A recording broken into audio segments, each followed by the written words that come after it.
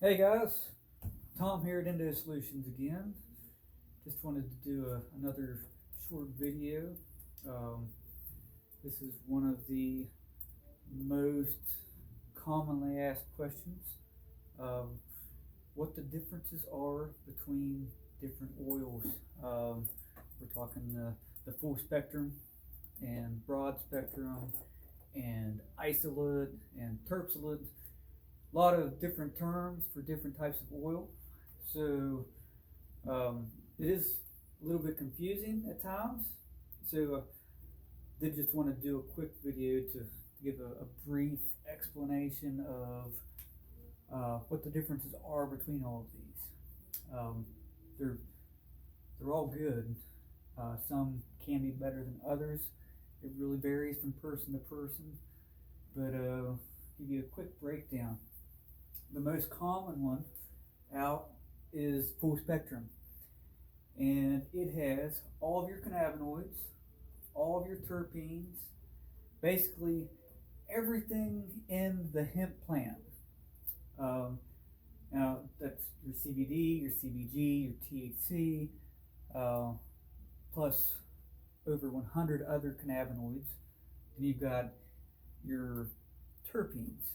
You've got over 100 terpenes. The most prominent ones are usually myrcene, beta carotene, pinene. There's a whole slew of them. About a dozen are the most common ones in hemp. But um, then you've got the broad spectrum. Now it's got all of your cannabinoids except THC.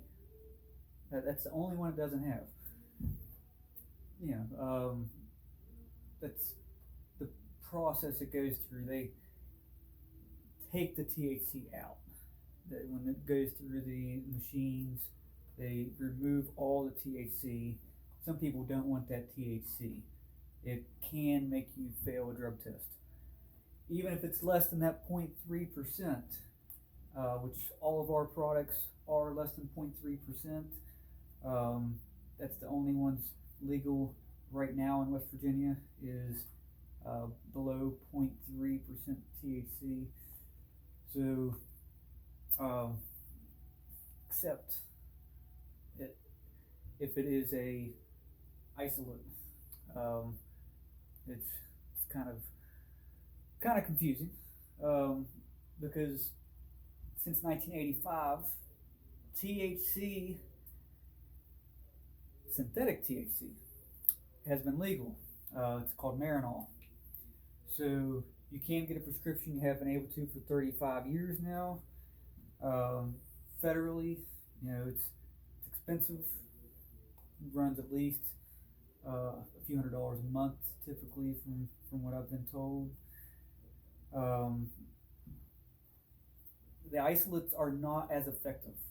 If you talk to somebody that's used Marinol, they probably tell you it's not as effective as the full spectrum plant. Now, THC does have advantages, of course, over some of the other cannabinoids in different ways. But that's another subject for a different day. But your isolate can be any of those cannabinoids. Of course, we don't sell THC in West Virginia in any of our hemp products unless it's 0.3%. The isolate, if you go to Colorado, you can get THC isolate, but here in West Virginia, we sell CBD, CBG, and that's it. That's all you get in that bottle of oil. It's just that one cannabinoid. This list is going to keep growing. Right now we have CBD and CBG, but over the years, next few years, it's going to continue to grow. There's going to be a bunch of different ones available throughout the U.S. and the world.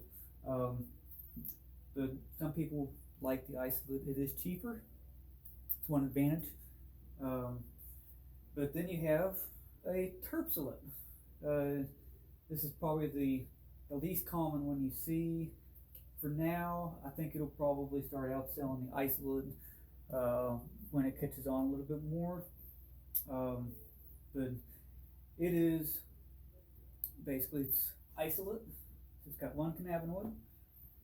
Then we add in the terpenes, the pinene, the myrcene, the beta-carotene. Those terpenes help those cannabinoids get absorbed into your body. So they are very important in my opinion.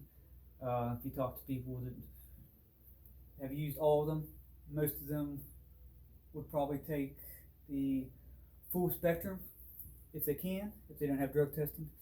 Then second choice for most people is the broad spectrum. Then the terpsolate, in my opinion, would be the third, and a distant fourth would be the isolate. I'm not a huge fan of the isolate products. Much rather have any of these. These are good, don't get me wrong. They're far better than using any opiate or some of the other addictive drugs out there, or dangerous drugs, Tylenol, your Advil, the basic painkillers that are most commonly used, but not near as safe from all the studies I've read. They're just not near as safe and not as good, in my opinion.